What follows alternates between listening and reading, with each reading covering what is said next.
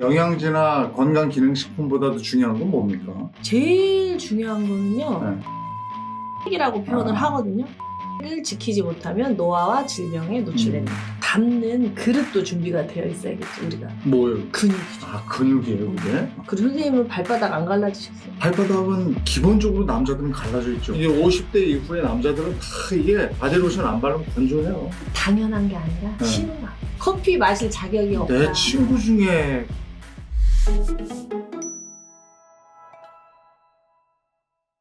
다른 분의 표현을 빌어서 소개를 하면 약사들의 약사다 이렇게 불리는 분입니다. 이지향 약사님과 함께합니다. 어서 오세요. 안녕하세요. 네, 약사들의 약사다. 나이 먹었다는 늙었다. 지금 그렇게는 안 보이시는데 네. 30년 동안 약국에 계셨어요? 네, 그쵸. 50대 중반. 근데 찾아오시는 분들의 그동안의 공통점 이런 게 있었습니다. 병원에 가서도 해결이 안 될 때. 네. 또는 병원에서는 아무 이상이 없는데도 자기는 여전히 힘들 때. 그럴 때 이제 많이 찾아오시는 것 같아요. 마음이 힘들잖아요. 네. 이 마음이 힘들면 우리 몸에 호르몬이 바뀌어요. 우리가 스트레스 받는다 하면은 실제로 코티솔이라는 호르몬, 에피네프린이라는 호르몬이 많아져요.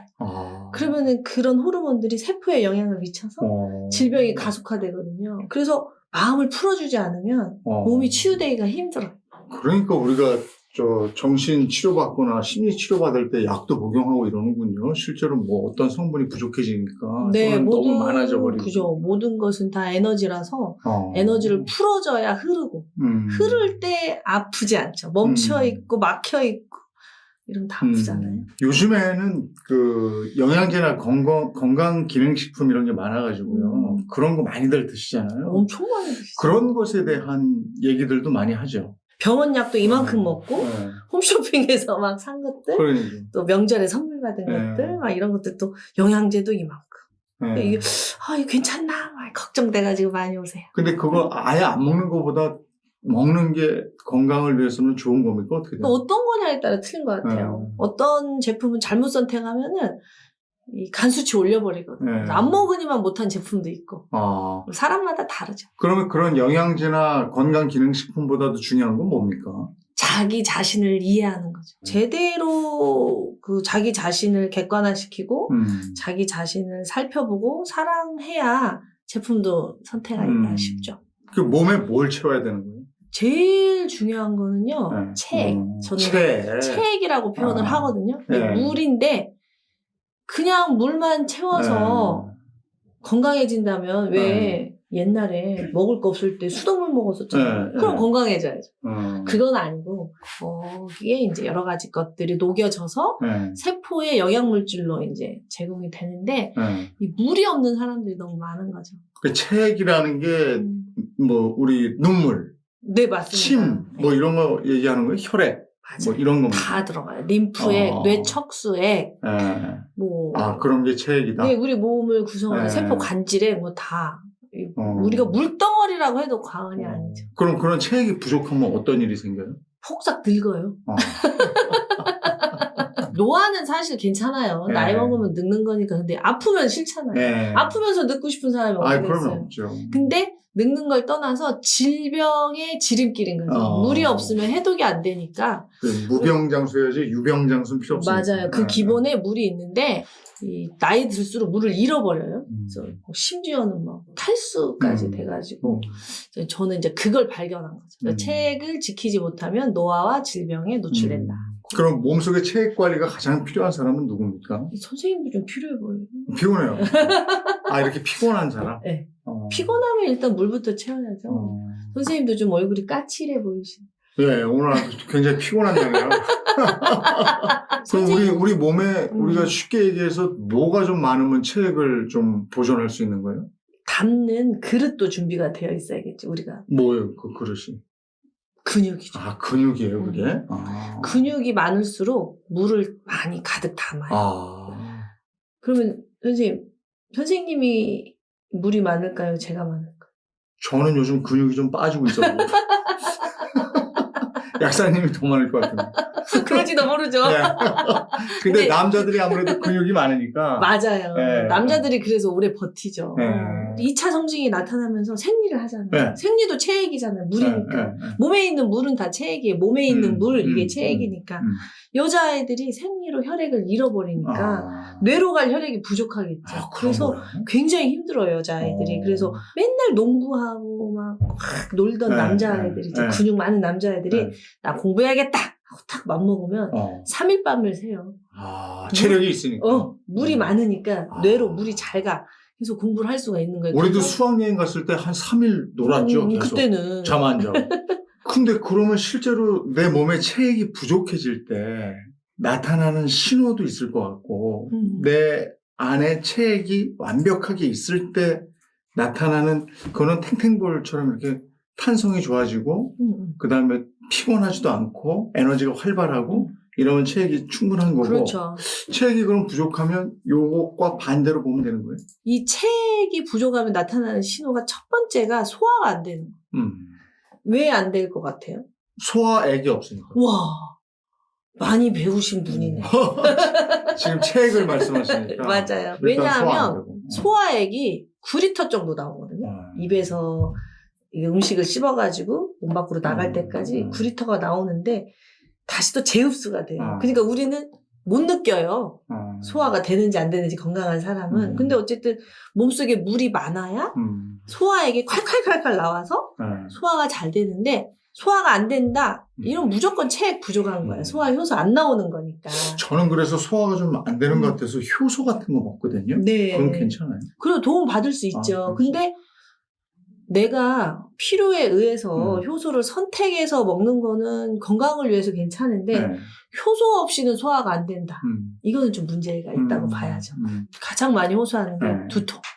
두통도 나와요. 네. 뇌로 혈액이 가야 뇌 세포가 활발하게 일을 하는데 뇌로 혈액이 안 들어오는 거예요. 혈액이 체액이니까. 그러면은 뇌가 배고프다고 하는 거죠. 밥 줘, 밥 줘. 그리고 체액이 부족하면은 손발이 차가워져요.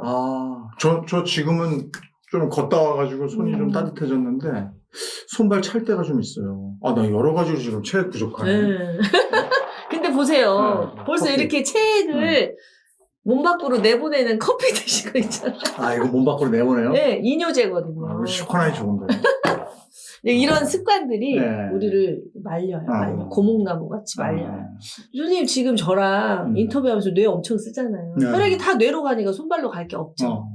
여기서 제가 되게 안타까운 게 손발이 차잖아요. 내 몸이 찬가 보다 하고는 여기에 보양식을 먹어버려요. 그렇지. 한 바퀴 돈다고 생각하니까. 피가. 한 바퀴 돌면서 열은 물을 말리잖아요. 그러니까 열이 체액을 말려버려서 더 안 좋아지는 경우도 많아요. 저는 이제 그런 걸 30년 동안 관찰을 한 거죠. 그다음에 잠도 깊이 못 자요. 초원만 잠은 잘 자. 저게 다 걸리면은 그렇지. 방송 생활을 못 하죠. 당연히 몸이 건조하고 가렵겠죠. 그리고 선생님은 발바닥 안 갈라지셨어요? 발바닥은 기본적으로 남자들은 갈라져 있죠. 군대에서 하도 3년 동안 걸어 다니고 그 전투화 신고 다니고 그랬어요. 저도 저희 아버지가 발바닥을 맨날 이렇게 이런 걸로 긁는 걸 보고 자라서 나이가 들면 다 갈라지는 줄 알았어요. 아니더라고요. 그래요? 이것도 신호예요. 체액이 부족하다. 이게 50대 이후에 남자들은 다 이게 바디로션 안 바르면 건조해요. 당연한 게 아니라 신호라. 신호예요. 체액이 부족하다.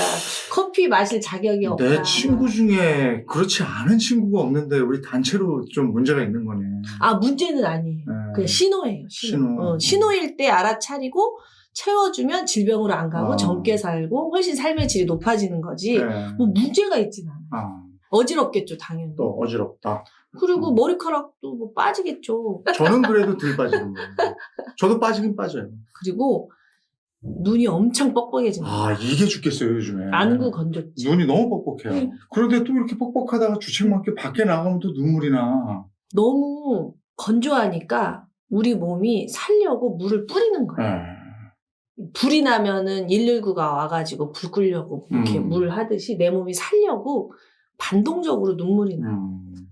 다 이해되시죠? 그리고 심리적으로는 화날 일이 아닌데도 굉장히 화나요. 짜증나고. 네, 짜증나요. 그러니까 옛날 같으면은 그냥 너그럽게 봐줄 일도 굉장히 예민하게 자기 자신이 좀 이해할 수 없는. 근데 그렇게 보면 우리나라 사람들 대부분이 체액이 부족한 거구나. 네, 우리 꼭 하면 화내잖아요. 우리나라 사람들 대부분이. 자, 이런 증상이 나타나는데 지금 아마 보시는 분들이 여기서 벗어나는 분은 안 계실 거예요.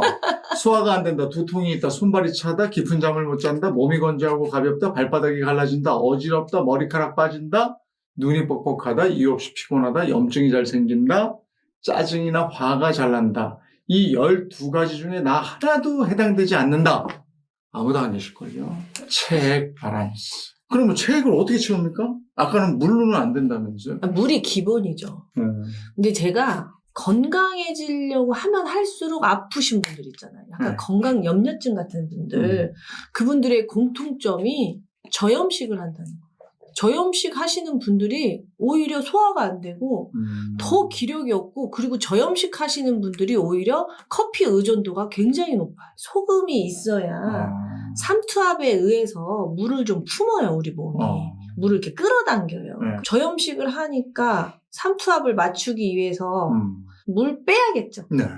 그러면 우리가 짜게 먹지 말라고 배웠는데 소금을 먹어요? 그럼 소금물을 먹어요? 우리가 소금을 이렇게 가장 자연스럽게 섭취할 수 있는 그 문화는 국물이거든요. 밥을 먹을 때 국물을 통해서 우리가 소금 섭취가 가장 자연스러워요. 근데 또 누구는 또 국물이, 우리나라 사람들 국물 자꾸 먹어가지고 위암 걸린다고 그러기도 하고. 그게 짠 국물이요. 짠 거. 지금은 좀 짜게 드시라고 그러잖아요. 적당히. 아주 짜게 말고. 그러니까 저염식도 아니고 고염식도 아니고 내 몸에 필요한 만큼. 그러니까 된장찌개 한번 끓여가지고 졸여가지고 한 3끼 드시지 말고.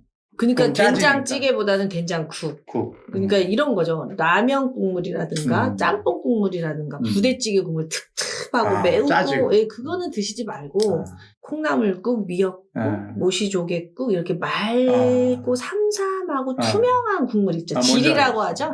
그런 거 드시는 게 좋은 거죠. 근데 이제 소금을 따로 이렇게 드시라고 하는 분들은 그게 불가능한 청년들. 뭐 은퇴하시고 집에서 삼시세끼 드시는 분들은 국을 끓일 수 있지만 뭐 아침에 샐러드 먹고 빵 먹고 뭐 이렇게 좀 국물이 없는 식단이 가능하잖아요, 요즘은. 그런 분들은 커피 대신에 커피를 먹지 말고 소금차를 드셔라. 소금차? 네, 이제 제가 이제 약국에서 좀 권해드리는 차가 있죠. 그러니까 소금차라고 생각해라. 네, 그러니까 커피 대신에 소금차를 드셔라. 맛이 다른데. 좀 생활 속에서 우리가 오해하고 있는 것들을 좀 풀어드리려고 얘기를 하는 거죠. 무조건 싱겁게 먹는 것이 좋은 게 아니다라는 걸 저를 말씀드리고 싶지 제가 소금 팔러 나오진 않았어요. 그러니까 국물을 드실 수 있는 여건이면 국물은 맑은 국물. 그렇죠, 그렇죠. 그러니까 이제 뭐 고추장 들어가고 고춧가루 들어가고 이런 것보다도 네, 콩나물국이라든지 네. 콩태국이라든지 적절하게 소금을 넣어서 그렇게 드셔라. 네, 슴슴하다고 그러니까 표현을 또 하죠. 피해야 될 것들은 아까 말씀하신 라면, 짬뽕 뭐 이런 거. 찌개. 그리고 우리 몸에 물탱크가 필요한데 그거는 아까 근육이다 이런 말씀하셨죠? 근육도 근육이지만요. 네. 결합 조직이라고 저는 말을 해요. 우리 이렇게 피부 밑에. 예, 피부 밑에 바로 뼈가 있지 않고 고기를 채우는 결합 조직이 있어요. 그거를 콜라겐이라고 해요. 요게 충분해야 물을 품어요. 그러면 우리가 근육을 만들 때는 단백질이 필요하다는 건 알아요. 그러면 단백질은 고기 먹으라는 얘기인가요? 동물성 단백질만 쳐주진 않고요. 네. 골고루 동물성, 식물성, 네. 그다음에 해물 다 골고루 먹어야 될 것 같아요. 왜냐면은 고기로만 또 너무 하면은 또 원치 않은 게 들어오고, 콩 같은 경우는 또 이 소화가 안 되시는 분들이 막 가스 차고 막 이럴 수 있어요. 또 그런 분들도 있고, 또 해물은 또 뭐 중금속, 바다의 방사능 막 이런 걱정도 있고 하니까 다 장단점이 있거든요. 그래서 이제 골고루 드시라고 말씀드리죠. 자, 오늘 이재양 박사님과 함께 영양제보다 먼저 챙겨야 될 우리 몸의 물, 더 정확히 얘기하면 체액 얘기를 나누고 있는데요. 이어서 우리 몸속 물 지키는 방법 마저 알아보도록 하겠습니다.